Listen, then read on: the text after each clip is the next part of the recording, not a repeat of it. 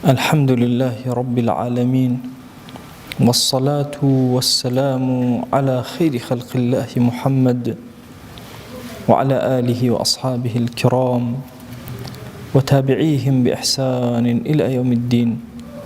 ربنا أرنا الحق حقا وارزقنا اتباعه، وأرنا الباطل باطلا وارزقنا اجتنابه. ربنا آتنا في الدنيا حسنة وفي الآخرة حسنة وقنا عذاب النار. بارزان و خۆشەویستانم، کتێبی مەدارج السالکین زانای پایەبەرز ئیبن القەیم لە ئاستێکی زۆر بەرزی تەسەووفیان نووسیوێتی. ئەم کتێبە پلەکانی خواناسیمان پێ ئەڵێت لە چ قۆناغێکەوە بۆ چ قۆناغێ بڕۆی، و ڕزگارمانەکە لەوەی کە ئینسان عەبدایەتیەکانی بە هەمەچکە نەزانێت کە لەکوێ و لە چه ئاستێکی خواناسی و دینداری و تاعەتەیە. ئەوەی کە گرنگە لەم پلەبەندی خواناسیە ئێمە حاڵی بین لێی ئەوەیە کە خوا جەلە جەلالوهو دەرفەتێکی باش و مۆڵەتێکی باشی داوە بە ئێمە کە بتوانین وردە وردە هەر جارەی زیاتر هەنگاوێ زیاتر مەنزیلەیە لە مەنزیلەکانمان ناسی بێ، زیاتر لە خوای خۆمان نزیک ببینن. زۆرێک لە مەنزیلە و پلەکانی خواناسیمان باس کردووە، هەر لە یەقەظە ئینسان کە لە غەفڵەتەوە نەجاتی ئەبێ، لە تەوبە، لە ڕیاضە، لە محاسەبە، لە ئینابەت بۆ لای خوا کە دڵێکی منیبی هەبێ. ئەمڕۆ لە خزمەتتانە باسی مەنزیلەیەکی ترەکەین، مەنزیلەی سەماع، واتە مەنزیلەی بیستن. ئەفەرمێ خوا جەلە جەلالوهو لە کتابی پیرۆزە فەرموویەتی واتقوا الله واسمعوا والله لا يهدي القوم الفاسقين. لخوای خۆتان بترسن و بیسابن، جوان ببیسن، خوا هیدایەتی قومی فاسق نادا. کاتێک کە باسی أصحابي پیغمبر أكا صلى الله عليه وآله وسلم أفرمي وإذا سمعوا ما أنزل إلى الرسول ترى أعينهم تفيض من الدمع مما عرفوا من الحق. كاتك أن بني وحي بوسر پیغمبر صلى الله عليه وآله وسلم يتخوارو چاوكان يعني پر أبون لفرميسكو تاو تاو أهاتنا خوارو چوك أيان زاني وحقيك ولا ينخوا وقيشتوا يقولون ربنا آمنا فاكتبنا مع الشاهدين. إما إيمان من هنا أبو محمد صلى الله عليه وسلم، إيمان من هي بكلامي تو، إما للشاهدين قبولك وبنوس. دوشت من هي لزمان عربية السماع وإسماع، أبي ليك يام كينو سماع واتا بستن، إسماع يعني اشتكي بيه ببيسره، إسماع إيشي رب العالمين، إيشي إنساني خوا خوي بقوري خوي بعظمتي خوي اسمع بخلق كجاري وكسكي جوي ليه بلام هيج استفاديك لناك أو خوايا وها أكاكا أم كسا سود ورقرينا حتى بصر وإبصار جاوايا إنسان جاري وها أبيني كسك أبيني كسك يترنا أبيني خوابم كسا عبرت أداب ما يعني نادا. بوي أفرمي ولو علم الله فيهم خيرا لأسمعهم ولو أسمعهم لتولوا وهم معرضون. حتى أجر مشركين أجر خيري كانت يا وخوا بيساء أكردن بو قرآن ولو بيساشيان بكاء أوان بشتكن ولا قرآن وراءك. دائما كافران هوليان داوى دنجي حق كبكن نيلا دنجي حق ببسره. وقال الذين كفروا لا تسمعوا لهذا القرآن والغوا فيه. نشن جواب قرن القرآن بس غلب وغوغا دروس كان لو كتب ويخلي جوانا قرن القرآن استشهر أو هاي كلمة يجي حق لشوانك وبوت ريغا وغاية لسدروسك إنسان بشي. طبعا القرآن بيروزا زور زور كلمة أفلا يسمعون أرنا بيستن أما سلي بيستن و هس كردنا ببيستني خوي إنسان أما فضلك رب العالمين كتو خوي قروا هاي خلق كردوي كاتك جول لحق أبي جول ريالي أكي أما فضيلتي خوي جل جلاله شن كس هي جول لحق أبي وبلاء أروت يبر أبي هريوشي نادات ولا ناكات. عقل إنسان لشيء ودس بيك، عقل إنسان لسمعي ودس بيك. منال كم جار كل دايك أبي جوي بربيات شاوية كم جار منال سرتاي كاركاني ورده وهایە کە گوێەکانی بەرئەبێ عەقڵ لەوێ دەست پێ ئەکا دواتر وردە و دەچاوەکانی ئەکرێتەوە. ئەفەرمێ ئەو ئیمانەی کە لە ناخی تۆیە چەسپیوە سەرەتاکەی لە گوێەوە بەرە گوێت کەوتو. بۆی ئەبێ ئینسان زۆر ئاگای لە گوێ خۆی بێ. گوێ بیستنەکە خۆی بۆ خۆی بابەتێکی زۆر گەورەیە کە ئەبێ ئینسانی موسڵمان دائیمە چاودێری بیستنی خۆی بکە. ئەکرێ ئینسانێک ئەوەندە پلەی خواناسی بەرز ببێتەوە وەکو لە حەدیثە و فەرمایشتەکات و ئەفەرمێ فەبیە یەسمع بە من ئەبیستێ واتە غەیری خودا نابیستێ. ئەکرێ یعنی چۆن کەسی غەیرە دین کاتێک کەلیمەی خوا بەرگوێ ئەکەوێ قەڵسە بێ بێتاقەتە بێ بێزارە بێ ئیمانداریژە بێ کەلیمەی خراپ بەرگوێ کەوت بێزار ببێ بە سووک وەری نەگرێ بە سووک سەیری نەکا بە سەهل گوێ لێ ڕانەدێرێ بزانم چی ئەڵێن بزانم چۆنەکەن. ئەبێ زۆر ئاگای لە گوێەکەی بێ گوێ زۆر ئاگای لە سەماعی بێ. ئەفەرمێ لە مەسەلەی سەماعە چەندین قسە هاتووە لەسەر ئەوەی ذەمیان کردووە مەدەحیان کردو. مەدحی بەشە باشەکە مەدحی بەشە خراپەکە. هەموو ئەوەش کە ئینسان گوێ لێ ئەگرێ لەسەر زەویە سێ بەش. یا ئەوەی کە گوێ لێ ئەگرێ شتێکە خۆ پێغەمبەری خوا صلی الله علیه وسلم پێ ڕازی و پێیان خۆشە، یان خۆ پێغەمبەری خوا صلی الله علیه وسلم ڕقیان لێتی و زۆریان پێ ناخۆش، یان مباحاتە مباحاتیش هەیە لە مەسلەی بیستنە. واتە ئێمە ئەوەی کە ئەیبیستین و بەرگوێمان ئەکەوێ لە هەموو حیات و ژیانمانە لەم سێشتە تەجاوز ناکە. یان ئەوە تا ئەم شتەی کە تۆ گوێی لێ ئەگری شتێکە ڕەبتی بەخوا پێغەمبەری خواوە هەیە صلی الله علیه وسلم ئەوان پێیان خۆش. ینی مەسەن کەسێک ئەبینی لە بازاڕە کاسپی ئەکا گوێی لە دەنگی کەسابەتە و پارەیە و دێت و ئەڕۆ ئەوە خۆ پێغەمبەری خوا صلی الله علیه وسلم پێیان خۆش. وا تەسەوور نەکەین کە بەس قورئان و بەس حەدیث و نا ئەوەی کە لە چوارچێوەی شەریعەتە هەیە یعنی خۆ پێغەمبەری خوا صلی الله علیه وسلم پێیان خۆشەم عەبدە لەگەڵ یابێ گوێی لێ بگرێ گوێی لێ ڕادێرێ لەناو ئەو ئیشابێ ئەو کارا بێ کە ئەوان پێیان خۆشە بۆی گوێی لەو کەلیماتانە بێ. ابن القیم ڕەزا و ڕەحمەتی خوای لێ بێ ئەفەرمێ مەسائلی بیستن کە خوای گەورە مەدحی کردووە لە قورئانی پیرۆزە دائما لەگەڵ عەقڵە لەو كنا نسمع أو نعقل لە پەنەیەکە داناوە ئەفەرمێ ئەم بەشە سەمعە ئەو بەشەیە کە مەدح کراوە ئەو بەشەیە کە خۆ پێغەمبەری خوا صلی الله علیه وسلم پێیان خۆش.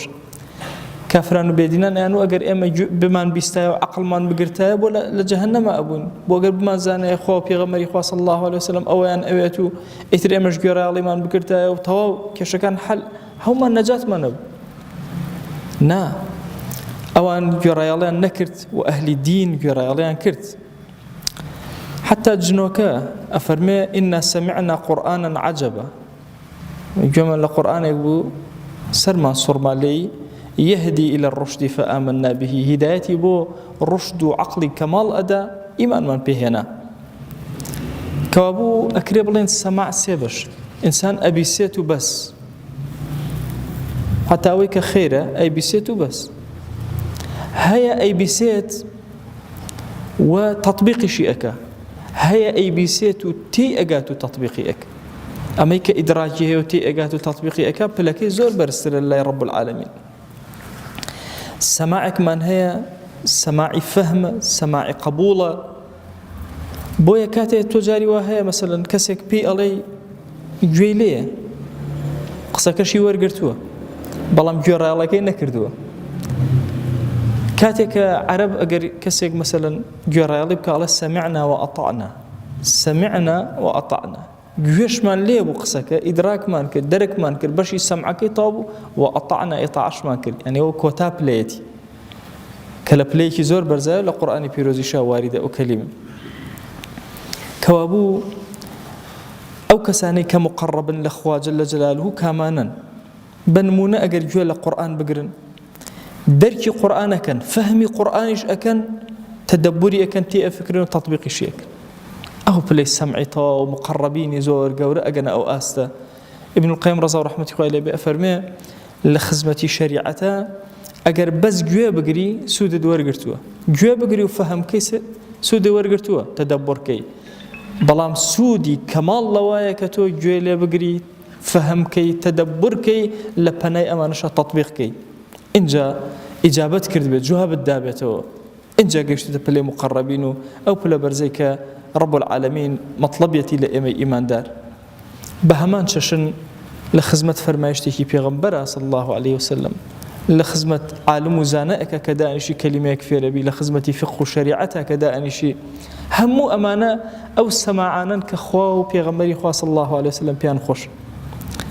کورت و پوخوت ئەوەی کە لە شەریعەتە، کە ئەڵێم لە شەریعەتە، زۆر کات ئێمە لە شەریعەتە بەس بابی عیبادات دێتە زێنمان. ئێمە بابی عیبادات و معاملات و ئەحوالی شەخصی و بابی حدود و بابی جیهاد و بابی هەموویمان هەیە.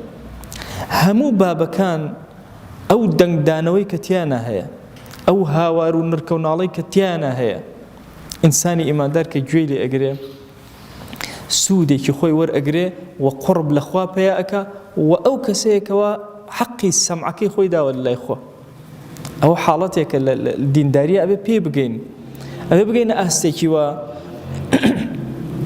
دڵخۆشی، ڕۆحخۆشی، ئارامی عەقڵمان، ئارامی دڵمان لە سەماعی شەریعەتی خوایە بێ.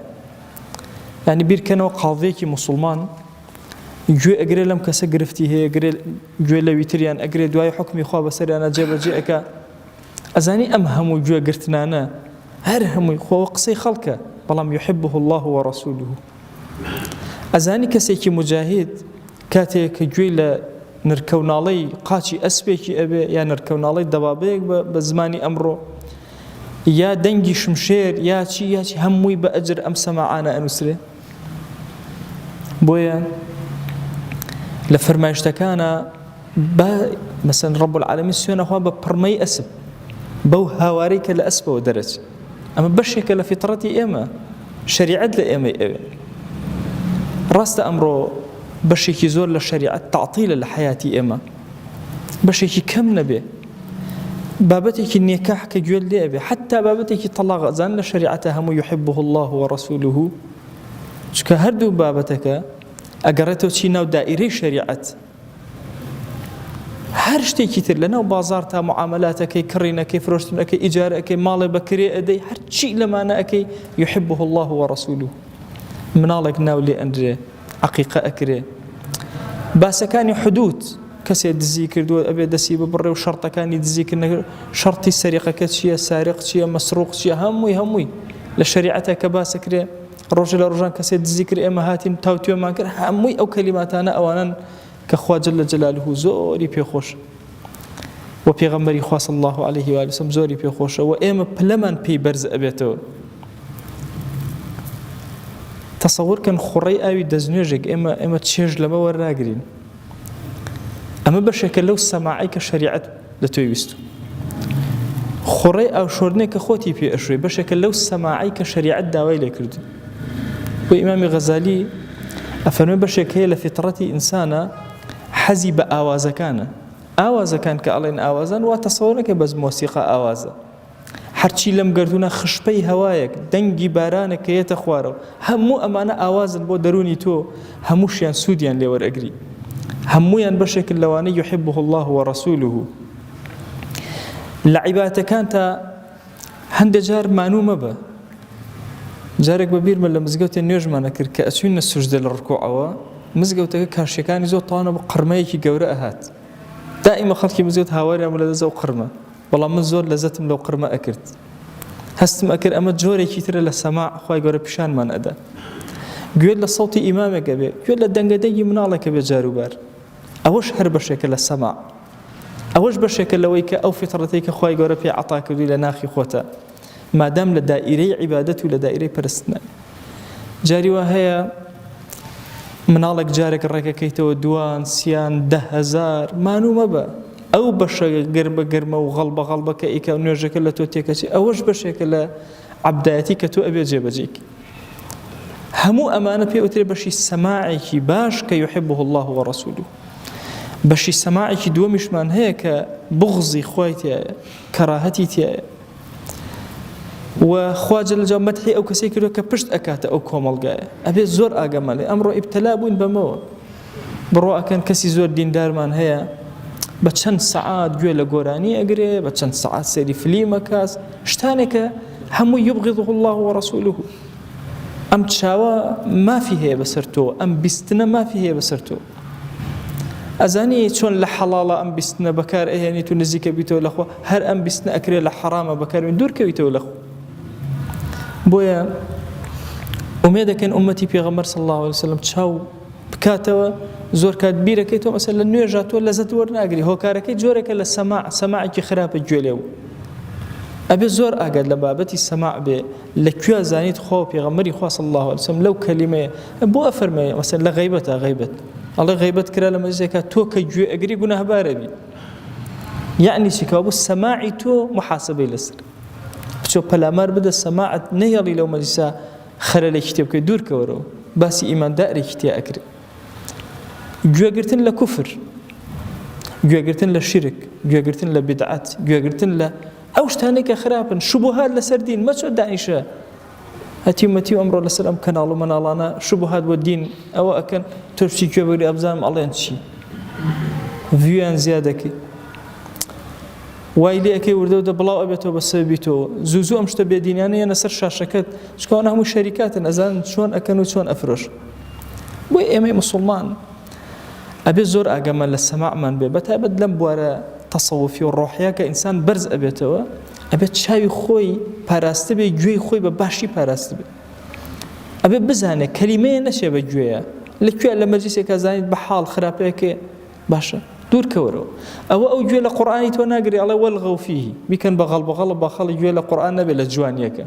ئەی تۆ چۆن گوێ لە ناشرینی ئەو ئەگری یا ئیخباری درۆ یا نازانم چی ئەم زەمانە سوبحان الله فتنەی سەماع زۆر زۆرە ئەبێ زۆر بە وریایی مامەڵ لەگەڵ سەماعمانە بکەین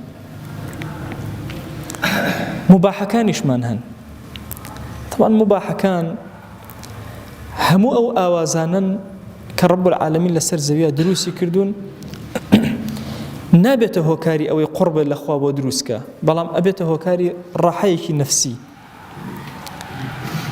سەردانێکی تۆ بۆ دەرەوە گەشتێک کە ئەیکەی هەر شتێک لەم بابەتانە کە هەیە بەسەرتە هەمووی جۆرێک لە جۆرەکان نزیکی تۆ قوربی تۆ جوانی تۆ لە گردوونەوە پیشان ئەدا بەڵام لە شەریعەتە ئەمر پێ نەکراوە هەمووی بکەی حتى مثلا السياحة زور بيغمري خوا صلى الله عليه وآله وسلم أفرمي سياحة أمتي الجهاد تو سياحة كامل جهاد اللي بيناوي خوايا يعني لنوع عبادتها تو السياحة أكي لهند فرمايش تاباسية وكاكا سياحتي أم أمتي من بو أفرتان السائحات لقرآن كباسي أنقراو كين أو أنك حج أكن أو أفرتاني كحج أكن بنسبة بيوان وجهاد وبنسبة أفرتان بريتي لحج كردن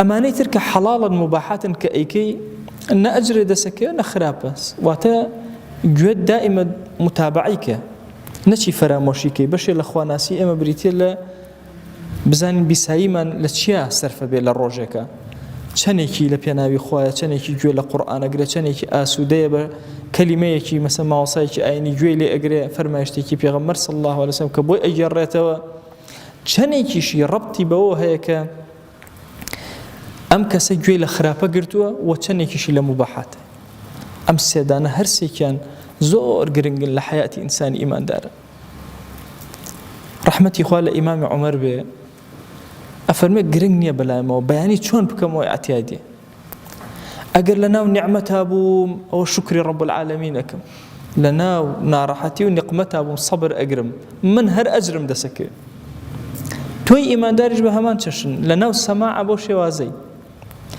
ئەگەر خەیرم دەستکەوت گوێی لێ ئەگرم ئەلحەمدوللا شەڕم دەست هاتە بەردەست دوور ئەکەومەوە لێی هەر ئەجرم دەستکەوت کە پلەی سەماع پلەیەکی زۆر بەرزە عرستانەکەین ئەمەیە کە ئینسانی ئیماندار بگاتە ئەو پلەی کە پەیوەندی گوێی لەگەڵ خوایە پەیوەندێکی زۆر ڕازگۆیانە خۆ ئەگەر ئینسانێکی ئیماندار زۆر متابعی گوێەکانی کا و نەهێڵێ لە خراپەیە سەرف بن و حتا لە حەڵاڵی بگرێتەوە هەندێک جار لە پێناوی ئەوەی لە عەبدایەتیە سەرفیکە جار بەجار پلەی لە سەماعە بەرزتر ئەبێتەوە لە حوزوری خوایە جەل جەلالوه زانایان قسەیەکیان کردووە ئەفەرمێ هەندێک شتەیە حەڵاڵە بەڵام شەریعەت لەبەر کەرامەتی ئینسان پارێزگاری لێکە. بە نمونە ئینسان بچێتە سەر ئەو سەیری پیسایی خۆی کە شەریعەتە باس کراوە کە حرامە. عولەما فەرمون بۆچی حرامە؟ یعنی بۆچی کەراهەتیە نەک حرامە؟ بۆ کەراهەتی ئینسان سەیری پیسایی خۆی بکە. ئەفەرمون خۆ ئەمە لە حەقیقەتە شتێکە حەڵاڵە بەڵام نەکردنی باشە. بۆچی لەکردن؟ ئەفەرمون لەبەرەوەی چاوی ئینسانی موسڵمان تەنها جوان ببینی. گوێش هەر ئەوهایە. زۆر شتەیە حەڵاڵە کە گوێی لێ بگری، گوێی لێ مەگرە، بۆی ئەم گوێ ڕانەیە ئیتر لەگەڵ مەلاهی و حەڵاڵە بڕوا وردەوردە نزیکەوێتەوە لە حەرام. بۆیە گوێکان ئەبێ زۆر بە جوانی ڕامان گرت بێ. ئەو عمرەی کەماومانە گوێکان لە خزمەتی دینا سەرف بکە، سەواء کەلیماتی خوا بێ، کەلیماتی پێغەمبەر بێ صلی الله عليه وسلم، یان بە گەورەی لەناو دائیرەی شەریعەتا بێ. خوای داوات لێ ئەکەین بە ناوی جوانت بە صیفەتی بەرزە، بە ئیسمی عەظەمت یا ئەکرەم الئەکرەمین، دەرگای خەیر بەسەرمانە بکەرەوە یا رب العالمین. خوای داوات لێ ئەکەین بە ناوی جوانت بە صیفەتی بەرزە، بە ئیسمی عەظەمت ئیمانمان سەلامەت کە یا ئەکرەم الئەکرەمین.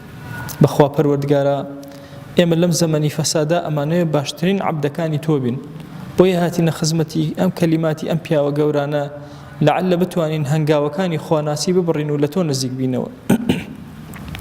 دەی تو گەورەی خۆت ئەگەر ئێمە شایەن نەبین تۆ لە خۆتمان نزیک کەرەوە یا رب العالمین. قبولمان بدەرێ لەسەر زەویە یا ئەکرەم الئەکرەمین، قبولمان بدەرێ لای مەلائیکەکان یا رب العالمین، قبولمان بدەرێ لە ئاسمانەکان یا ئەکرەم الئەکرەمین. خوای گیان ئێمە لە پێناوی تۆیە بە ڕۆژوو ئەبین، لە پێناوی تۆیە شەوەکانمان زیندوو ئەکەینەوە، لە پێناوی تۆیە یا ئیلاهی حیاتی خۆمان مەماتی خۆمان سەرف ئەکەین.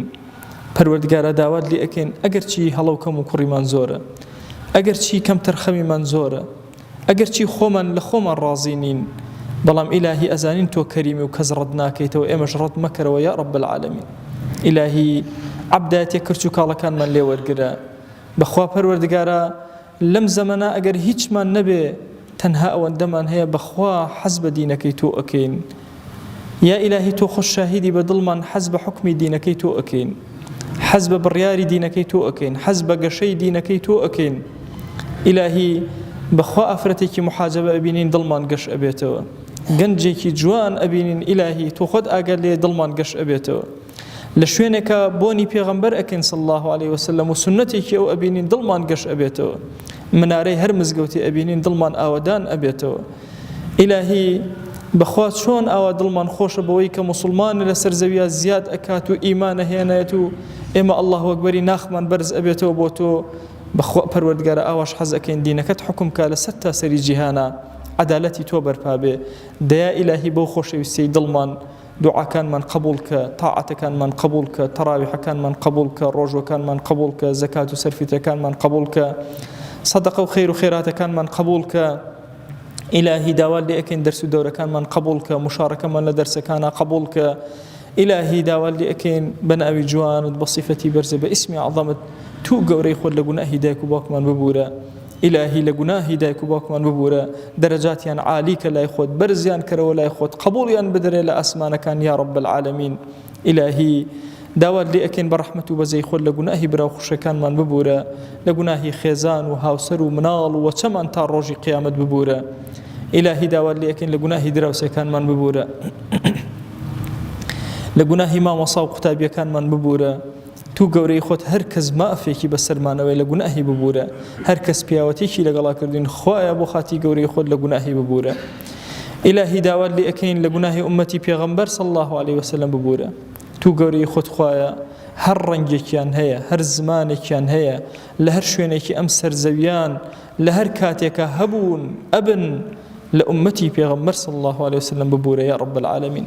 خوای گیان لە گوناهی مردوەکانمان ببوورە، تایبەت ئەو مردوانەی کە بێکەس و بێنازن ئیلاهی هاوارت لێ ئەکەین تو گەورەی خۆت خوایە لێیان ببوورە یا رب العالمین. خوای گیان شیفای نەخۆشەکانمان بدە یا ئەکرەم الئەکرەمین. تایبەت ئەو نەخۆشانەی هاوار و داد و ناڵەیان بۆ لای ئێمە بەرز کردوتەوە، خوایە ئێمە گونەهباریش هاوار و ناڵەی ئەوان بۆ لای تۆ بەرزەکەینەوە، تو گەورەی خۆت شیفایان بۆ بنێرە یا رب العالمین. ئیلاهی داوات لێ ئەکەین بە ناوی جوانت بە صیفەتی بەرزە، بە ئیسمی عەظەمت ئەم ساڵەی بەسەرمانە دەبی کەرە باشترین ساڵەکانی ژیانمان، لە ڕووی لەشساغیمان، لە ڕووی عبادەت و تاعەتمان لە ڕووی ماڵ و سەروەت و سامان و داهاتمان تو گەورەی خۆت خوایە داوات لێکەین ئەم ساڵە باشترین ساڵەکانی ژیانمان بێ یا رب العالمین.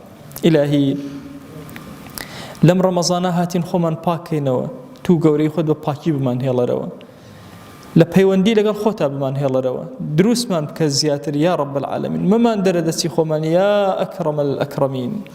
خوای گیان ئێمە هاتوین هانامان هێناوە بۆ لای تۆ گرفتمان زۆر زۆرە ئیلاهی تۆ خۆت ئاگاداری دڵمان پڕ لە داواکە بۆ تۆی بەرزکەینەوە تو گەورەی خۆت ئەومان بێ حاڵ و ماڵە ماڵداریکە ئەومان بێ مناڵە مناڵی پێعەتاکە ئەومان بە مناڵە مناڵەکانی ساڵحکە ئەومان نەخۆشە شیفای بۆ بنێرە خوای ئەو نەخۆشیانەی ئەیان زانین نایان زانین شیفامان بۆ بنێرە پەروەردگارە ئەومان قەرزارە قەرزی سەرشانی سووکە ئەومان کەم ڕزقی حەڵاڵی زیادکە تو گەورەی خۆت ئەوەندە حەڵاڵمان بدەرێ محتاجی حەراممان مەکە خوای محتاجی حەراممان مەکە خوای محتاجی شوبهاتمان مەکە تو گەورەی خۆت ئەوەندە ڕزقی حەڵاڵمان بدەرێ ئیلاهی سەرمان نەوی مەکە لەبەردەم هەر هیچ کەسێکە یا ئەکرەمە الئەکرەمین. ئیلاهی بەخوا ئێمە پێغەمبەرمان صلی الله عليه وسلم زۆر خۆشەوێ قەسەم بە ذاتی گەورەت یا ئیلاهی بەدڵ ئەو پێغەمبەرەمان صلی الله عليه وسلم خۆشەوێ بە ناوی دڵمان گەش ئەبێتەوە بە بۆنی دڵمان ئارام ئەبێ بە بینینی کردەوەکانی ژیانمان پڕ لە ئارامی و خۆشی ئەبێ.